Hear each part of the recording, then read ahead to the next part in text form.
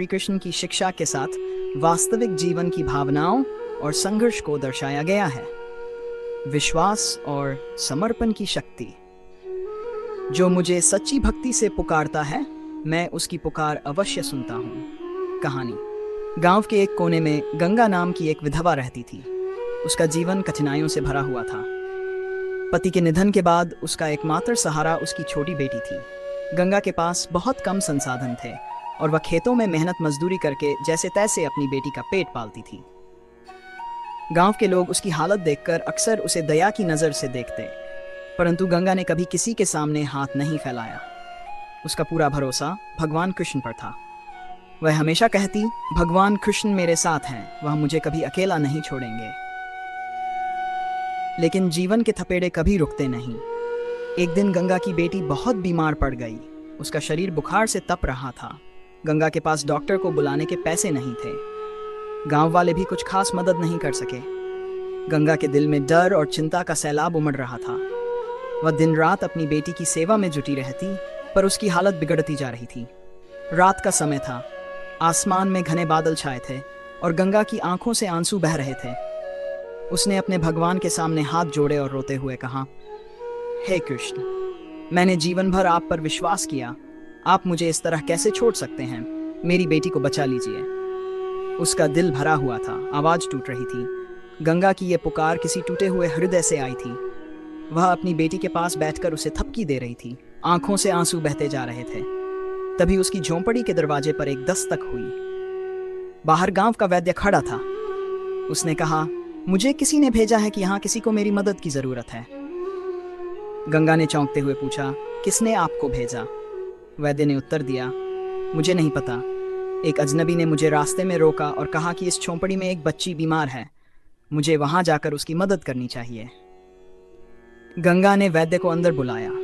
वैद्य ने बच्ची का इलाज किया और कुछ औषधियां दी। अगली सुबह बच्ची का बुखार उतर गया और वह धीरे धीरे ठीक होने लगी। गंगा के दिल में जो भय और दर्द था, वह अब कृतज्ञता और आश्चर्य में बदल गया था। उसकी आंखों में आंसू थे, लेकिन इस बार वे आंसू धन्यवाद और भक्ति के थे। वह भगवान कृष्ण के सामने हाथ जोड़कर बोली, आप हमेशा मेरी पुकार सुनते हैं। मुझे आप पर भरोसा था और आपने मेरा साथ नहीं छोड़ा। उस दिन गंगा ने यह समझ लिया कि भले ही कठिनाइयां जीवन का हिस्सा हों, परंतु सच्चे विश्वास और समर्पण से भगवान हमें कभी अकेला नहीं छोड़ते। वे हमारे जीवन में किसी न किसी रूप में प्रकट होकर हमारी मदद करते हैं, चाहे हमें वह दिखाई दे या न दे। मूल भाव। इस कहानी में गंगा की भावना और संघर्ष वास्तविकता के करीब हैं। वह एक साधारण स्त्री है जो जीवन के कठिन संघर्षों से जूझ रही है, परंतु उसका भगवान पर अटूट विश्वास उसे निराश नहीं होने देता। भगवान कृष्ण की शिक्षा हमें यही बताती है कि जब हमारा दिल सच्ची भक्ति से भरा हो और हम पूरी श्रद्धा से उन्हें पुकारें, तो वे हमारी मदद किसी न किसी रूप में ज़रूर करते हैं। इस कहानी से ये शिक्षा मिलती है कि जीवन में कठिनाइयाँ अवश्य आती हैं, लेकिन यदि हमारे मन में विश्वास हो और हम समर्पण की भावना रखें, तो भगवान हमारे यहाँ एक और भावुक कहानी है, जिसमें भगवान श्री कृष्ण की शिक्षा के साथ मानवीय संघर्ष, विश्वास और समर्पण को दर्शाया गया है। कृष्ण की शिक्षा, जो भी हो उसे धैर्यपूर्वक सहो, यह समय भी बीत जाएगा। कहानी। राजन एक साधारण किसान था जो अपने छोटे से खेत में मेहनत करता था। उसका परिवार, पत्नी सरिता और 2 छोटे बच्चे उसकी दुनिया थे। राजन अपने जीवन से संतुष्ट था, लेकिन उसे हमेशा डर सताता था कि अगर कभी किसी भी विपत्ति ने घेर लिया तो क्या होगा। उसकी एकमात्र संपत्ति थी उसका खेत और वह उसी पर निर्भर था। एक साल बारिश ने गांव का साथ नहीं दिया। महीनों तक बारिश न होने के कारण खेतों में पानी नहीं था और राजन की फसलें सूखने लगीं। हर दिन आसमान की ओर देखकर वह भगवान से प्रार्थना करता, लेकिन बादल नहीं आते। धीरे धीरे उसके पास खाने के भी लाले पड़ने लगे। सरिता ने हिम्मत बंधाई, कृष्णन पर भरोसा रखो, उन्होंने अब तक हमें कभी निराश नहीं किया है। लेकिन राजन की चिंता दिन प्रतिदिन बढ़ती जा रही थी। उसने जीवन भर की सारी पूंजी अपने खेत में लगा दी थी और अब वह खत्म हो रहा था। बच्चे भूख से रोने लगे और सरिता के पास उन्हें दिलासा देने के सिवा कुछ नहीं था। राजन ने सोचा, क्या भगवान मुझे भूल गए हैं? एक दिन निराश होकर राजन गांव के पास बहने वाली नदी के किनारे बैठ गया। उसने अपने जीवन की सारी मेहनत, संघर्ष और अपने परिवार के भविष्य के बारे में सोचते हुए रोते रोते भगवान कृष्ण को पुकारा, हे कृष्ण, मैं अब क्या करूं? मेरा सब कुछ चला गया, मेरी मेहनत, मेरा परिवार, मैं हार गया हूं। आपने मुझे छोड़ दिया है। उसने सोचा कि अब कोई उम्मीद नहीं बची है। वह जैसे हार मान चुका था, लेकिन तभी एक वृद्ध व्यक्ति उसके पास आया। उस व्यक्ति की आंखों में अपार शांति थी और चेहरे पर एक रहस्यमय मुस्कान। वह बोला, क्यों इतनी चिंता कर रहे हो बेटे? ये समय भी बीत जाएगा। राजन ने हैरानी से उसकी ओर देखा और बोला, कैसे? मेरा सब कुछ खत्म हो चुका है, मेरे पास अब कुछ भी नहीं बचा। वृद्ध व्यक्ति मुस्कुराया और कहा, भगवान ने तुम्हें अब तक साथ दिया है, आगे भी देंगे। बारिश न होने से तुम निराश हो गए, लेकिन क्या तुमने ये सोचा कि यह भगवान का इम्तिहान है? धैर्य रखो। जीवन में हर मुश्किल का हल होता है, बस हमें प्रतीक्षा करनी होती है। राजन को उसकी बातों पर यकीन नहीं हुआ, लेकिन फिर भी उसने उसे ध्यान से सुना। वृद्ध ने चलते हुए कहा, बस याद रखो, यह समय भी बीत जाएगा। भगवान कृष्ण पर भरोसा रखो। राजन ने खुद को थोड़ा संभाला और घर लौट आया। उसने अपने परिवार से कुछ नहीं कहा, लेकिन उसकी आंखों में उम्मीद की हल्की किरण थी। अगले कुछ दिनों तक उसने धैर्य रखा और भगवान कृष्ण का नाम लेकर अपने काम में लगा रहा।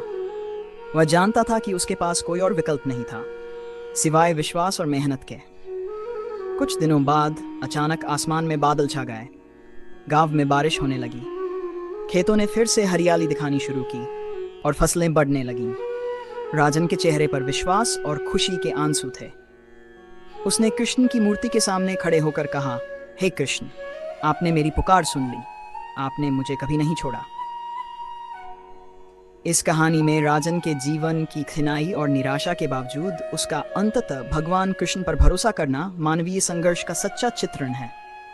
संकट के समय में धैर्य और विश्वास बनाए रखना कठिन हो सकता है, लेकिन कृष्ण का संदेश यही है कि समय के साथ हर मुश्किल का समाधान निकलता है। यह समय भी बीत जाएगा। यह सीख हमें जीवन के उतार चढ़ाव में स्थिर रहने की प्रेरणा देती है। कहानी सिखाती है कि जब भी जीवन में मुश्किलें आएं, हमें धैर्य और समर्पण के साथ भगवान पर भरोसा रखना चाहिए, क्योंकि यह कठिन समय भी एक दिन समाप्त हो जाएगा। भगवान ने कभी भी अपने भक्त को निराश नहीं किया। यहाँ एक और भावुक कहानी है जो भगवान श्री कृष्ण की शिक्षा और मानवीय संघर्ष को वास्तविक रूप में पेश करती है। त्याग और संतोष की सच्ची शक्ति। कृष्ण की शिक्षा, सच्चा त्याग वही है जो बिना किसी अपेक्षा के किया जाए। वह जो बिना किसी लालच के देता है, उसे सच्ची शांति मिलती है। कहानी, सुदामा और उसकी पत्नी गरीब थे, लेकिन उनका दिल प्रेम और भक्ति से भरा था। सुदामा के पास कुछ भी नहीं था, परंतु वह हमेशा संतोष से भरा रहता था। उनकी भक्ति भगवान कृष्ण के प्रति अटूट थी। उन्होंने कभी अपनी गरीबी की शिकायत नहीं की और ना ही किसी से मदद मांगी। उनकी जीवन शैली साधारण थी, लेकिन मन में सच्ची भक्ति का दीपक जल रहा था। एक दिन सुदामा की पत्नी ने उससे कहा, सुदामा, कृष्ण तुम्हारे बचपन के मित्र हैं, क्यों न तुम उनसे मदद मांगो? हमारी स्थिति बहुत दयनीय हो चुकी है। सुदामा ने अपनी पत्नी की बात सुनी, लेकिन वह खुद से सवाल करता रहा, क्या मैं भगवान से मदद मांगने जाऊं? क्या यह उचित होगा? वह कृष्ण को मित्र से अधिक भगवान के रूप में पूजता था और उसने कभी उनसे कुछ नहीं मांगा। लेकिन पत्नी के आग्रह पर सुदामा अंततः तैयार हो गया। सुदामा के पास कृष्ण के लिए देने को कुछ भी नहीं था, केवल मुट्ठी भर चिवड़े। वह अपनी झोंपड़ी से निकला और मथुरा की ओर चल पड़ा, कृष्ण से मिलने के लिए। रास्ते भर उसका मन व्याकुल था।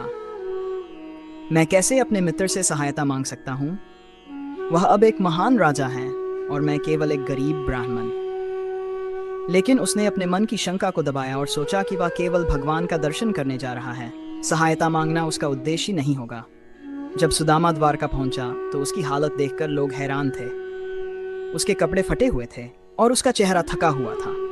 लेकिन जैसे ही वह महल के द्वार पर पहुंचा, कृष्ण को सूचना मिली कि उनका प्रिय मित्र सुदामा आया है। कृष्ण तुरंत महल के द्वार पर दौड़े और सुदामा को अपने गले से लगा लिया। वह उसकी हालत देखकर बिल्कुल विचलित नहीं हुए। सच्चे प्रेम में भौतिक संपत्ति का कोई मूल्य नहीं होता। कृष्ण ने सुदामा का स्वागत किया, उसकी थकी हुई आत्मा को स्नेह और आदर से भर दिया। उन्होंने सुदामा से कहा, मित्र, क्या तुम मेरे लिए कुछ लाए हो? सुदामा ने शर्माते हुए अपनी पोटली में से मुट्ठी भर चिवड़े निकाले और कृष्ण को दिए। कृष्ण ने इसे सबसे बड़ा उपहार माना और उसे बड़े प्रेम से खा लिया। सुदामा भावविभोर हो गया। वह अपने मित्र के स्नेह और आदर को देखकर आश्चर्यचकित था। सुदामा ने एक बार भी अपनी गरीबी का जिक्र नहीं किया और न ही उसने सहायता मांगी। कृष्ण ने कुछ भी पूछे बिना उसकी हालत को समझ लिया था, लेकिन सुदामा की आत्मसंतोष और त्याग को देखकर वह उसकी मदद करना चाहते थे। जब सुदामा अपने गांव लौटने लगा तो वह मन ही मन कृष्ण के प्रेम से अभिभूत